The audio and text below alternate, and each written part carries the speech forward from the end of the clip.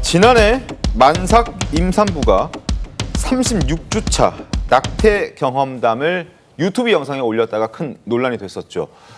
경찰 수사 끝에 당시에 낙태 수술을 시행한 병원장과 집도의가 지난 주말에 결국 구속이 됐습니다. 구자민 변호사님, 한 차례 이게 구속이 기각됐다가 이번에 다시 구속이 됐거든요. 이거 어떻게 좀 봐야 되겠습니까? 이게 사실 그 사람이 언제부터 사람이냐라는 법적인 쟁점하고 연관이 됩니다. 왜냐면은 사람이라는 게 이제 수정이 돼가지고 몸 안에서 이제 그 기관을 갖고 태아로서 있다가 사람이 이제 출생을 하잖아요. 근데 우리나라 대법원 판례는 진통설이라는 걸 취합니다. 그래서 태아가 나오기 위해 가지고 산모가 이제 진통을 느끼잖아요. 진통설이요? 예. 그래서 규칙적인 진통이 있을 때부터 그때부터 태아가 아니라 사람이다라고 봐요. 그래서 이걸 왜 나누냐면은 종전에는 그 뱃속에 있는 태아가 죽었을 경우에 이게 이제 낙태죄냐, 살인죄냐를 가르는 구분점이 됩니다. 이게 진통의 시점이. 예, 그렇죠. 그러니까 이게 모호할 경우에는 태아일 때 때려가지고 낙태가 돼버렸다. 근데 이걸 살인이라고 할 수도 있고 낙태라고 할 수도 있잖아요. 근데 종전에는 낙태일 경우에는 좀 약한 처벌, 그리고 살인죄일 경우에는 강한 처벌 이랬는데 더더군다나 낙태죄가 이제 헌법 불합치 판결이 되면서 처벌을 못하게 됐습니다. 그러니까 이제 이게 태아인 상태에서는 무죄. 사람이라고 봤을 경우엔 살인죄. 이제 이걸 가르기 때문에 언제 이 집도가 이루어졌는지를 굉장히 증거에 의해 가지고 입증을 해야 되는 상황이 됐었던 것이거든요. 그러니까 혐의라는 게 살인죄를 적용하기 위해서는 지금 이제 진통 이후의 단계에서 태아가 죽게끔 만들었는가. 근데 이제 이게 첫 번째는 그게 명확하지 않았거든요. 근데 8개월간의 보강 수사를 통해 가지고 진통 이후 시점임에도 불구하고 낙태 행위를 계속했기 때문에 이거는 단순히 태아에 대한 것이 아니라 이미 사람으로서 시작이 됐는데 살인을 한 것이다라는 혐의가 드러났고 그렇기 때문에 구속영장이 발부된 것입니다. 그러니까요. 36주면 사실 다 자란 상태잖아요. 36주면 그렇죠. 뭐 조금 이르게 나온다면 충분히 이제 40주까지 다 채우고 나오는 경우도 많이 없고. 근데 36주 때 이렇게 낙태를 결심한 이유는 뭔가요? 일단요, 36주다라고 하면 그때 그냥 낳아도요, 뭐 인큐베이터라든지 그런 추후 조치가 필요 없이도 그냥 건강하게 자랄 수 있는 주수입니다.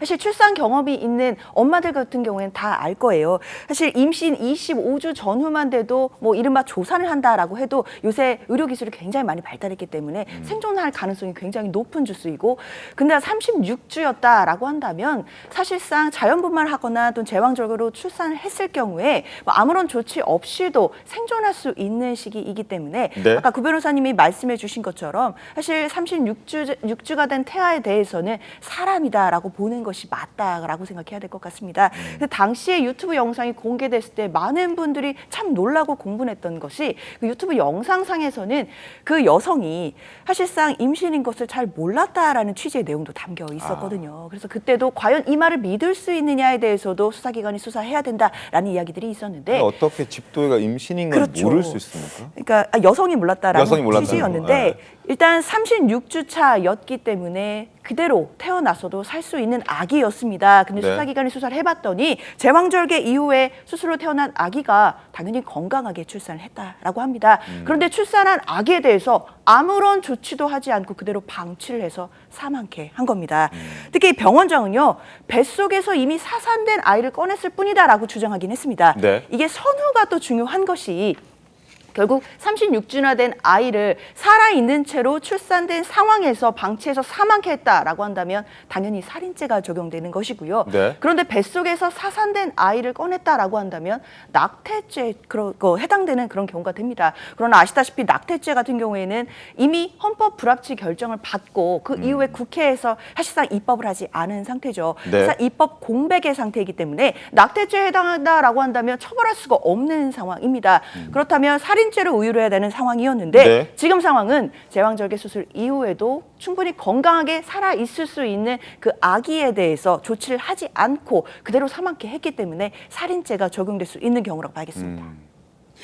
36주 충분히 인큐베이터나 다른 조치 없이도 태어나서 건강하게 살아갈 수 있는 그런 주수였고, 그리고 더 충격적인 것은 뱃속에서 꺼냈을 때 죽어있는 아이를 꺼낸 게 아니라 이건 변호사님, 살아있는 아이를 꺼내서 방치해서 죽게 만들었다.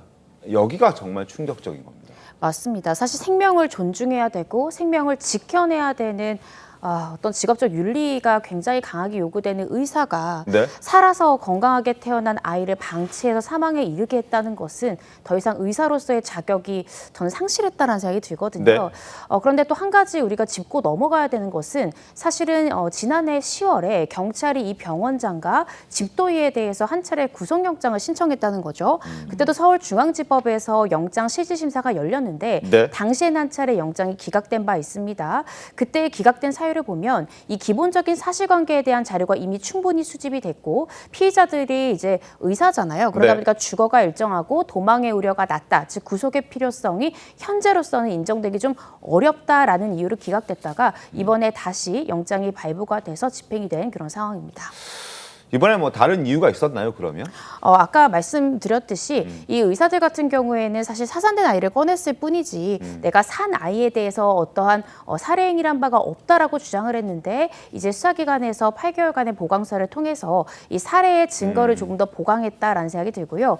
또 이번이 한 번이 아니라 여러 번 이런 행위를 했을 가능성 이런 것들을 통해서 이 구속하지 않으면 추가 범행에 대한 증거인멸의 우려가 높다. 아마 이 부분을 강조해서 영장이 발부된 것이 아닌가라는 생각이 듭니다. 이번이 처음이 아니었던 건가요? 네, 그렇습니다. 수사기관에서는요, 현재 이 병원에서 이러한 이 낙태 행위를 수십 회, 굉장히 여러 번 반복했을 가능성에 집중을 하고 있고 그 부분에 네. 대한 수사도 확대를 하고 있는데요. 실제로 이 수술실 내부에는 CCTV조차 설치가 돼 있지 않았다고 해요. 이거는 의료법 위반이고 수사기관에서 의심하는 것은 이 수술실 내에 CCTV를 설치하지 않은 것도 이런 행위를 수회 반복했고 이를 은폐하기 위해서 일부러 이렇게 CCTV를 설치하지 않은 것이 아닌가 많은 의심을 하고 있는 그런 상황입니다. 알겠습니다. 이게 근데 또 네. 비슷한 사례가 사실 옛날에도 있었거든요. 그러니까 지금 낙태죄에 대해서 입법 공백이 발생해 버렸잖아요. 네. 그러니까 예전에 낙태죄가 있을 때에도 의사들이 살인죄보단 당연히 낙태죄가 처벌이 경하잖아요. 그러니까 안에서 사산됐을 뿐이다라는 변명을 굉장히 많이 했고 그게 입증이 안 됐을 경우에는 살인죄로 이율하지 못했던 경우가 많은데 네. 사례에서도 그 낙태 시술을 하다가 아이가 밖으로 나왔어요. 그럴 경우에는 진통과 상관없이 나온 순간에도 사람으로 인정이 됩니다. 그때는 무조건 사람이 이제 됐기 때문에 살인죄인데 그때도 항상 사산돼서 나왔다라는 얘기를 하면서 출생했는데도 살인을 해가지고 죽이는 경우들이 꽤 많았거든요. 그러니까 이거는 입법 공백도 이제 좀 해야 될 뿐만 아니라 CCTV 없는 거에 대해서도 좀 강력한 처벌을 해야 된다. 이게 증거가 없게 돼버리는 부분들이 있거든요.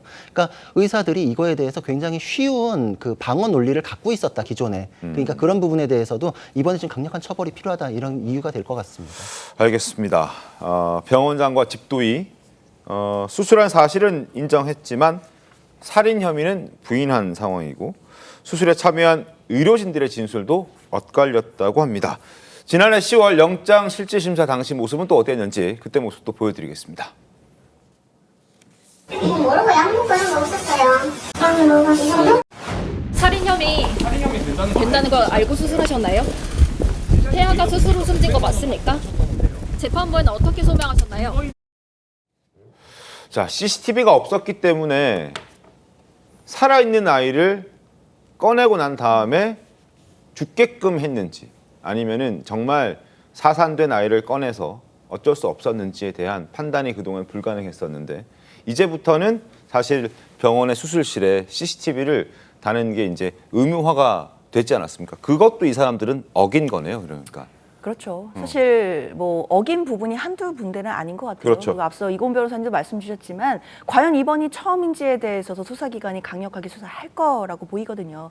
그리고 지금 병원장은 계속해서 뱃속에서 사산된 채로 꺼내기만 했다라고 주장은 하지만 일부 의료진들은 또 진술이 엇갈렸다라고 합니다. 아마 수사기관 입장에서는 그 병원 관계자들 모두의 대부분의 진술을 받았을 가능성이 있고 네. 그렇다면 그 진술 과정에서 서로 다른 이야기들이 나왔을 가능성도 있습니다. 그렇기 때문에 진료 기록뿐만 아니라 관련 그 병원 의료진들의 여러 가지 진술을 토대로 해서 이것은 단순 낙태죄가 아니라 살인죄에 해당한다라는 부분들을 아마 입증해 낸 것으로 봐야 될 것 같고요. 특히 이런 부분은 뭐 앞서도 말씀드렸지만 낙태죄에 대해서 헌법 불합치 결정 그리고 그 이후에 국회가 지금 입법을 하지 않은 상태로 공백이 돼 있다라는 측면 이 부분이 굉장히 좀 논란거리가 되거든요. 네. 이 부분이 사실상 사회적인 공감대를 가지고 입법을 해야 되는 영역이기 때문에 국회가 정말 뭐 공청회든 여러 가지 국민들의 이야기를 들을 수 있는 장을 마련해서 공론회를 통해 빠르게 좀 입법을 해야 되는 것 아니겠나라는 생각도 듭니다. 근데 의사 면허는 당연히 이제 박탈되는 거겠죠? 구자녀 변호사님? 여기는 이제 의료법 위반 부분이 포괄이 되어 있으니까 가능성은 있는데 의료법에서는 사실 다른 직종하고는 좀 다르게 의사가 굉장히 보호되는 면이 있는 게 다른 전문 직종은 어떤 범죄든지 간에 집유 이상이면은 자격이 일정 기간 박탈이 됩니다. 근데 네. 의료법은 안 그랬거든요.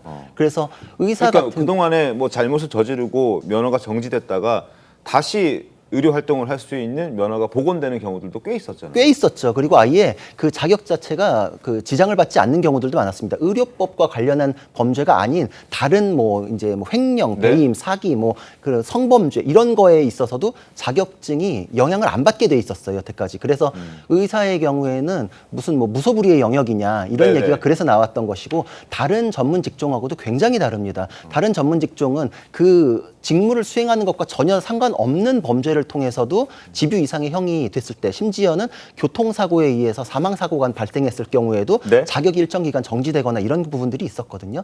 의료법은 근데 안 그랬었기 때문에 그렇죠. 이제 차이가 있었고 그렇기 때문에 이런 부분에 있어서는 의료법과 관련이 없는 부분에 있어서도 의료인은 된단한 또 도덕성이 또 필요하거든요. 네. 그러니까 이런 부분도 법 개정을 통해서 다른 전문 직종하고 동등 수준에서 맞추는 정도의 작업은 필요하겠다 이런 생각이 듭니다. 알겠습니다.